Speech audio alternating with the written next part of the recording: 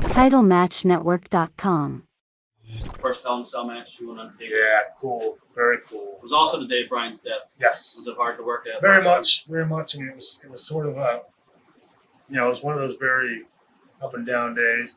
I can remember the night before in Minneapolis, seeing him right there in the locker room, and boy, he looked bad. And I remember came out after his match, he got into his bag, and he had beer in his bag. Right. Was throwing some stuff down, drinking a beer, and he looked bad. And then hear about it the next day. It's just sort of one of those things where you go, you can see it coming, but at the same time, you say, well, but he was doing that a lot of times. How is anybody to know that was the one that was going to do it, to kill him? So, do you think anybody in the dressing room or any of his friends could have helped him, saved him, or do you think it's something that's, No, I mean, it's like to do what? Tell him not to do that? Right. Plenty of people did that. There wasn't a shortage of people telling him to go a little bit far. But you can't tell anybody in this business what to do if they don't want to do it. I test this sound up? Sure. All right. I just want to. We're talking about Hell in a Cell match and Brian Pillman. Well, we found out probably that afternoon. I want to say around 3-ish, and again, it's a hard thing. You hear about it. For me, I knew Brian, but I wasn't a close friend of his. Because he and Steve were close. A lot of the guys that knew him in WCW, right, were close to him, because I only knew him from the time he was in the WWF, and he wasn't there, that long. And obviously ran with a different crowd. So, but I mean, still, it's one of the boys, and the guy that passes away, that's a young guy. It's still sad. So, you have that going into the match. It's not the greatest thing. Doesn't matter if you know somebody or not. Still, it's a dark cloud over the whole evening. Still fun. I mean. Mark Calloway, for me, was, for a guy that's, that I'm not, we're friends, but not a best friend, not one of my clique buddies or anything like that. He was the best professional experience I've had in all my 16 years in wrestling was a working program with the guy. He was the best, by far. And, go out there and have that match. Like the ladder match, and have so many people want to copy it after that is very flattering. And it was a great match. It was fun.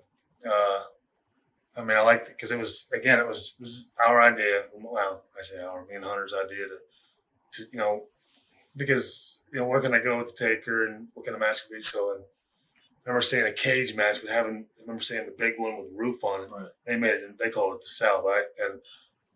And originally, I don't know if you know the old cage, they had the big blue one. Yeah. That didn't give. And I told Vince, I don't want that one, a mesh one, because, those are the ones you couldn't work with that other big son of a bitch at all. It was metal, was, right. You just couldn't work with that cage, right? So eventually, he got rid of that one and gave us the big mesh one, and it was cool. We did that, I remember that day going on the top and Mark saying, "What are you doing up there?" I got it. An idea. He goes, "Do you want me to get my big fat ass up there?" Of course you could, but it was cool. I mean, you could. I liked it because I like it more than the one he had with Mick because it was, 45 minutes. It told a story more than theirs. Theirs was around 2 big bumps, and ours told a story. There was a match, and then there was all the other stuff. Our match wasn't defined by by 2 bumps. Right.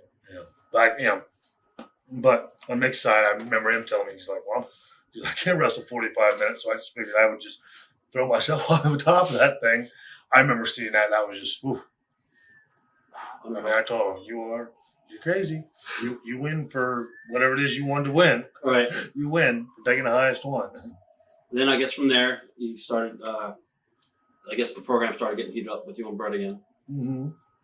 Yeah, well, that after the winner of the cell match was supposed to meet the winner of Survivor Series. Right. But we had already had Vince had already talked about that with me and Brett. We already agreed we were going to work with each other. I didn't know, and I don't think anyone did, that behind the scenes, he and Vince were going that Vince was trying to push him out. Right. None of us. I mean, I got to assume no one knew because I don't think if I didn't know, I don't think anybody did. It was Brett kept all that stuff very, very, very. He didn't talk. So, and Vince didn't tell me anything about it. So I wasn't aware that he was getting edged out. TitleMatchNetwork.com